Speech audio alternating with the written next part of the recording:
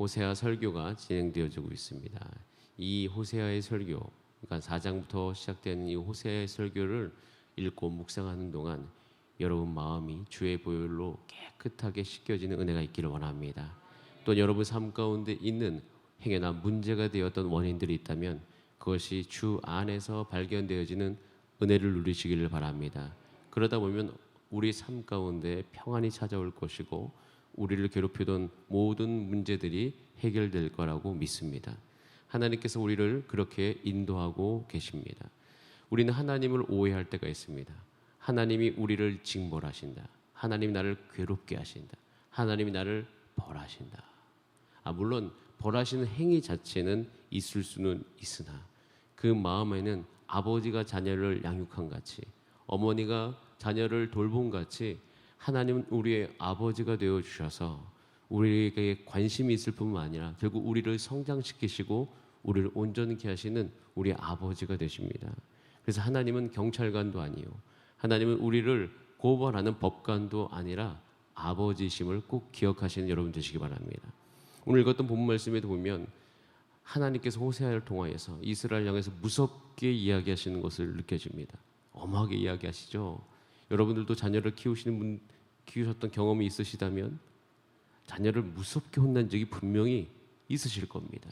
그때 우리의 전 것을 그러고 나면, 무섭게 혼나고 나면 저는 개인적으로 저도 지침을 느낍니다.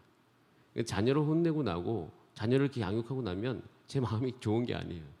좋은 게 아니라 계속 하루 종일 그 자녀의 마음에 신경이 쓰여져 가지고 이게 일이 손이 잡히지 않을 때가 참 많이 있습니다. 그런 것들 경험하고 나고 그런 것을 다 내가 알고 난 다음에 이 말씀을 보면 이 말씀을 하는, 이렇게 무섭게 말씀하시는 그 하나님의 마음도 다 들어간다는 것이 우리 마음속에 느껴질 때가 참 많이 있습니다. 그래서 저는 이 하나님 아버지의 마음을 우리가 느껴지는 우리의 삶을 통하여서 우리 안에 에너지가 올라오는 거예요. 하나님께도 이렇게 애를 타시니, 하나님의 마음이 이렇게 되시니, 주여 내가 하나님의 마음을 시원케 해드린 자로 살아갈 수 있도록 나를 도와주시옵소서, 나를 붙들어 주시옵소서. 오늘 하루 내가 살아가는 동안 하나님께서 그런 은혜 주시면 내가 넉넉히 하나님을 기쁘시게 하는 삶, 그런 삶을 살 수 있을 것이오니 주님 나를 도와주시옵소서. 그렇게 함께 기도하는 저 여러분의 삶이 되기를 간절히 원합니다. 오늘도 읽었던 본문 말씀에 보면 1절에 이렇게 시작하고 있습니다. 한번 같이 읽어보겠습니다. 시작. 제사장들아 이를 들으라. 이스라엘 족속들아 깨달으라. 왕족들아 귀를 기울이라. 너희에게 심판이 있나니 너희가 미스바에 대하여 올무가 되며 다볼 위에 친 그물이 됨이라. 제사장들아, 하나님의 백성들아, 하나님의 말씀을 맡은 자들아 들으라. 이스라엘 족속들아 그래서 깨달으라. 왕족들아 제발 이 나라를 어떻게 다스릴 것을, 우리의 가정을 어떻게 경영할 것을, 우리의 기업을 어떻게 경영할 것을 하나님 앞에 귀를 기울이라 라고 이야기합니다. 하나님의 백성들은 하나님의 말씀을 들어야지 그 말씀을 통하여서 하나님의 능력과 인도하심이 흘러 들어오기 때문에 하나님의 말씀을 듣고 깨닫고 귀를 기울이는 것은 우리에도 생명과도 같은 것입니다. 여러분, 하나님의 백성들이 가나안 땅에 딱 도착했을 때 여호수아가 여리고성을 눈앞에 두고 있었습니다. 여리고성을 눈앞에 두고 있을 때 여호수아는 결코 내가 저기 성벽을 어떻게 쳐들어가야 될까, 어떤 무기로 싸울 것인가, 내가 어떤 돌을 던져야지, 내가 어떻게 이 모든 전략을 짜가지고 해야 되겠다, 이런 생각하지 않았습니다. 놀랍게도 여호수아는 하나님께 물었습니다. 하나님께 깊이 묻기 시작했고 하나님의 말씀에 최대한 온 마음을 다해서 귀를 기울이기 시작했고 깨닫기 시작했죠. 무엇을 깨달았냐면 여리고성을 돌 것을 깨달았습니다. 이게 말이나 되는 이야기입니까? 그리고 너무나도 유명한 이야기지만 그 실제 안에 들어가면 여리고성을 돈다, 그럼 여리고성이 무너진다, 이걸 어떻게 깨달을 수 있을까요? 이거는 너무나도 놀라운 깨달음인 것입니다. 근데 실질적으로 그렇게 하루에 한 바퀴씩 돌고 마지막 날엔 7바퀴 돌고 하니, 그리고 함성을 지르니 여리고성이 무너지더라. 여호수아는 온마음 다해 하나님의 말씀에 귀를 기울이고, 그리고 거기에서부터 오는 깨달음을 말미암아 행동하면서 한 발자국 한 발자국 나갑니다. 물론 이제 여리고성을 무너뜨린 다음에 그 바로 다음에 섬이 아이성인데, 그 아이성은 묻지 않고 그냥 승리의 쟁취에서 갔더니 완전히 패배를 당하고 맙니다. 그 다음에 다시 정비해서 하나님 앞에 회개하고 돌이키고 하나님 앞에 물어서 결국 그 아이성을 치는 것을 볼 수 있어요. 그 뒤로 있는 모든 전쟁은 다 승리인데, 그때마다 이 여호수아가 확실하게 하나님 앞에 물어봅니다. 물어보고 난 다음엔요, 그들 삶 가운데 없었던 전략까지 나옵니다. 이스라엘 백성들은 매복하거나 이스라엘 백성도 어떤 전략이 있지 않았는데, 아이성을 친 이후의 전쟁 가운데 매복도 하면서 하나님께서 모든 그 전략들을 가르쳐 주심을 우리는 볼 수가 있습니다. 여러분 삶 가운데 지금 해결해야 될 문제가 있다면 오늘 하나님 앞에 귀를 기울이시고 물으시는 여러분 되시기 바랍니다. 그러면 우리 삶 가운데, 가정에, 우리 부부 관계 가운데, 자녀의 관계 가운데, 자녀의 어떤 교육의 문제 가운데 하나님께서 분명히 여러분 가운데 깨닫게 해주시는 하나님의 말씀이 있을 것입니다. 여러분, 이것이 우리 가운데 너무 중요한 이유는 뭐냐면, 하나님과 하나님의 백성으로 살아가면서 굉장히 우리 삶 가운데 목표로 가져야 될 것 중에 하나가 무엇이냐면, 오늘 읽었던 4절 말씀에 나와 있어요. 이 4절이 모든 것의 원인입니다. 자, 4절 말씀을 다 함께 읽어보겠습니다. 시작. 그들의 행위가 그들로 자기 하나님에게 돌아가지 못하게 하나니, 이는 음란한 마음이 그 속에 있어 여호와를 알지 못하는 까닭이라. 음란한 마음이 그 속에 있다. 근데 이것은 하나님을 알지 못하기 때문이다라고 이야기합니다. 여러분, 음란함이라는 것은 무엇입니까? 성적인 것 자체가 음란함입니까? 아닙니다. 허락되어지지 않는 곳에서 추구하는 것이 음란한 것이에요. 하나님께서는 하나님의 성을 만드셨기 때문에, 하나님께서 그 성적인 모든 것을 만드셨기 때문에 거룩한 것이고, 우리에게 주신 최고의 선물 중에 하나이나, 그것이 하나님이 허락되지 않은 곳에서 쓰여지기 시작하면 그것은 음란함, 하나님께 집중되어져서 사용되어지지 않으면 음란한 것입니다. 마찬가지예요. 여러분, 이스라엘 백성들이 음란하다고 하는 것은 그 모든 행위가 하나님 앞에 집중되어지지 않는 행위를 이야기하는 것입니다. 우리 가운데 하나님이 아닌 다른 것으로 말미암아 내가 기쁨을 얻을 수 있다. 하나님이 아닌 다른 것으로 말미암아 내 인생의 문제를 해결할 수 있다. 하나님이 아닌 다른 것으로 말미암아 내가 살리라 한 이것 자체가 음란한 것이에요. 이것을 음란함이라고 이야기하고 있습니다. 그럼 결국 여러분, 음란한 마음이 있다라고 이야기하는 것은 우리 마음 한켠에 어떤 문제를 해결함에 있어서, 이 문제는 뭐 하나님께 꼭 물어봐야 되겠어? 아니야, 내가 해결해야 되겠다. 누구에게 가야 되겠다.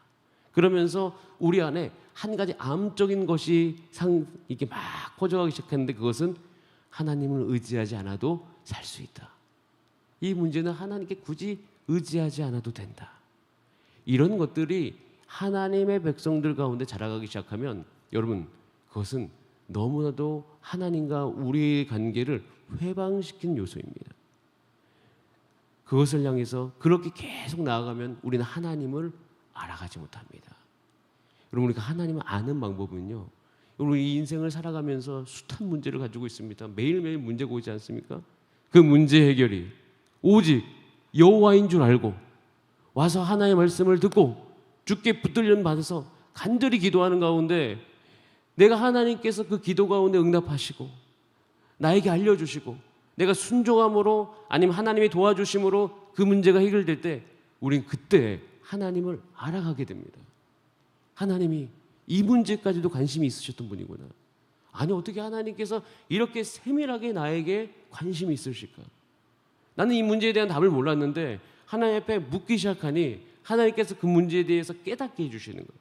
깨닫게 해주셔서 그대로 순종하면서 살았더니, 너무 놀라운 것은 그 누구에게 내가 가르침을 받고 코치를 받는 것보다 그렇게 살아갔을 때 하나님께서 알려주신 대로 문제가 해결되는 거예요.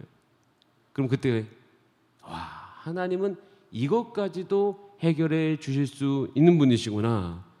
하나님은 나의 이 감정적인 부분까지도, 내 안에 깊숙한 내면의 감정은 내가 하나님께서 감정조차 만져주실 수 있을까?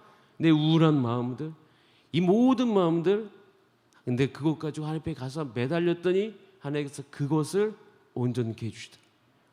그럼 그 뒤에 어떻게 됩니까? 하나님 알게 되는 거죠. 그럼 그 문제가 똑같이 있을 때마다 어디로 갈까요? 하나님 앞에 갈 수 있는 것입니다. 그럼 이스라엘 백성들의 지금 있는 음란한 마음의 모든 것이 저는 이 문제, 이 나라의 문제, 이 정치 경제, 이 왕권을 유지하는 문제 하나님이 해결해 주시는 것이 아니다라고 이야기하는 음란한 마음이 그 안에 있기 때문이에요. 이를 향해서 하나님께서 말씀하신 거예요. 너희가 나를 알지 못한다. 우리가 하나님을 알지 못한다라고 이야기하고 있는 것입니다. 여러분, 이런 마음을 가지고 하나님 앞에 예배드리면 어떨까요? 자, 6절 말씀입니다. 자, 6절 말씀 함께 읽어보겠습니다. 시작. 그들이 양떼와 소떼를 끌고 여호와를 찾으러 갈지라도 만나지 못할 것은 이미 그들에게서 떠나셨음이라. 이 마음 가지고 하나님 찾아가면요, 못 만납니다. 하나님이 떠나셨다, 꼭 하나님께서 모든 걸 주체가 갖고 있는 듯하게 표현되었지만 사실은 아까 이야기했던 이 6절의 이 제사의 가장 큰 특징은 자기 만족을 위한 목적이기 때문이에요. 물론 만족이 뭐 잘못됐나 말씀하시는 분들도 있습니다. 왜냐하면 하나님은 이미 우리의 만족에 관심이 많으시고 우리를 평안케 하시는 분이시기 때문입니다. 그런데 만족이라는 것이 참 우리가 잘못 쓰여진 경우가 있습니다. 자기 욕구가 채워질 때 내 만족이라고 이야기하고, 자기의 죄성이 채워질 때 내 만족이라고 이야기하고, 내가 열심히 해서 무엇을 하는 것을 가지고 내 만족이라고 이야기합니다. 이 모든 것의 문제가 무엇일까요? 동일한 문제입니다. 제가 쭉 이 말씀 가운데 이야기했던 것은 하나님께 집중하지 못하는 문제예요. 그럼 예수님의 제자들이 예수님과 관계를 맺을 때 예수님의 제자들은 굉장히 당혹스러울 때가 많았습니다. 당황할 때가 많았어요. 왜냐하면 예수님께서 자기가 원하는 대답을 안 해주시는 거예요. 제자들도 자기가 하고 싶은 게 참 많았습니다. 그리고 예수님에게 듣고 싶은 말이 있었습니다. 근데 참 예수님이 그 말 잘 안 해주십니다. 제자들에게는 생각이 있었어요. 계획이 있었습니다. 예수님 보니까 예수의 능력이 아주 출중하고 놀랍습니다. 그러니 이 능력이 더욱더 퍼져가기를 원하는 거예요. 예수님의 영향력이 온 땅 가운데 흘러들어가기를 원하는 거예요. 그래서 실질적으로 그렇게 이야기하십니다. 예수님, 우리에게만 이걸 이야기하시는 것이 아니라, 우리에게만 이걸 나타내시는 것이 아니라 조금 더 적극적으로 모든 사람들에게 나타나시면 어떻겠습니까? 라고 이야기하는 예수님 어떻게 반응하십니까? 산으로 가버리십니다. 산으로 가서 홀로 기도하십니다. 그리고 너희들은 배를 타고 저쪽으로 넘어가라. 그리고 풍랑이 일게 합니다. 풍랑이 이는 가운데 그것도 바로 가지 않으십니다. 정말 그들이 지칠 때 무리를 걸어가시죠. 그러면서 베드로하고 오라고 하시고 다시 또 베드로가 빠지는 모든 과정들이 있어요. 여러분, 이 모든 제가 단편적으로 이야기하는 이 과정을 통해서 예수님께서 결국 제자들에게 하시고자 하는 것이 무엇일까요? 그것은 제자 훈련의 목적입니다. 예수님께 집중하는 것이에요. 제자들은 자기가 하고 싶은 것, 자기가 듣고 싶은 것, 이것에서 능력 나오지 않는 것을 예수님은 너무 잘 아셨습니다. 제자들의 모든 능력과 모든 것은 오직 예수님께 집중할 때만 나올 수 있는 것이에요.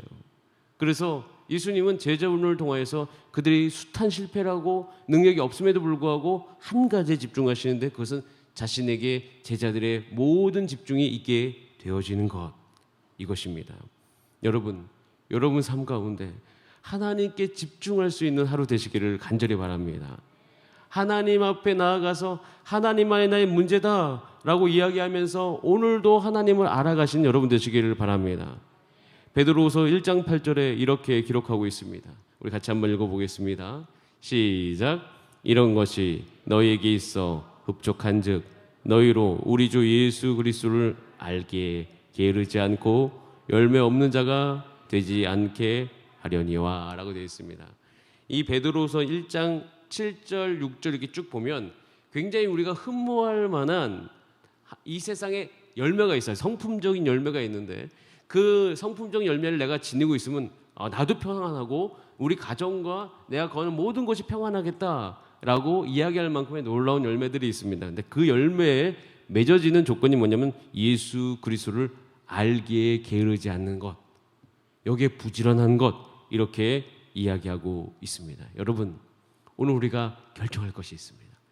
하나님, 내가 이제 오늘 이 말씀을 듣고 그 호세아가 답답했던 것처럼 하나님이 우리를 향해 탄식했던 것처럼 우리 안에 모든 삶의 여정 안에 하나님을 아는 일들이 있을 수 있도록 인도하여 주시옵소서. 그리고 또 한 가지, 우리가 이제 수능이 이틀 남았습니다.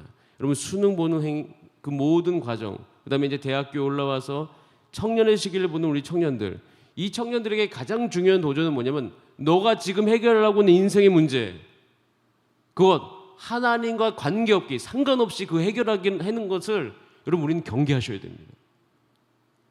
우리 가운데 가장 큰 기도는 하나님, 나의 자녀들이 나의 다음 세대가 그냥 문제가 해결되는 것에 목적이 있는 것이 아니라 그 문제가 해결되어지는 그 지점에 그들이 하나님을 기억하게 하여 주시옵소서.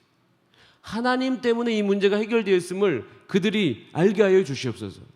여러분, 하나님을 알지 못한 채 문제가 해결되어지면 하나님을 아는 지식이 있다는 건데 메말라 갑니다. 이것은 영적인 부요함이, 영적인 자산이 자꾸 감소되는 것인데, 여러분, 우리가 오늘 기도할 때 나도 그렇게 살아갈 뿐만 아니라 하나님, 우리 다음 세대가 모든 문제를 하나님 앞에서 해결할 수 있도록 도와주시옵소서. 그렇게 함께 기도하는 저 여러분 되기를 간절히 바랍니다. 우리 다 함께 기도하시겠습니다. 이 시간 기도할 때 하나님, 우리 마음 다해서 하나님을 알아가기를 소원합니다. 하나님, 우리 가운데 더욱더 하나님을 더욱더 찾고 나아갈 수 있도록 도와주시고, 특별히 목요일날 수능 수호민입니다. 우리 모든 자녀들이 주 안에서 승리할 수 있도록 도와주시옵소서. 우리 다 함께 주여 한번 부르신 다음에 합심으로 기도하시겠습니다. 주여, 살아계신 하나님 아버지,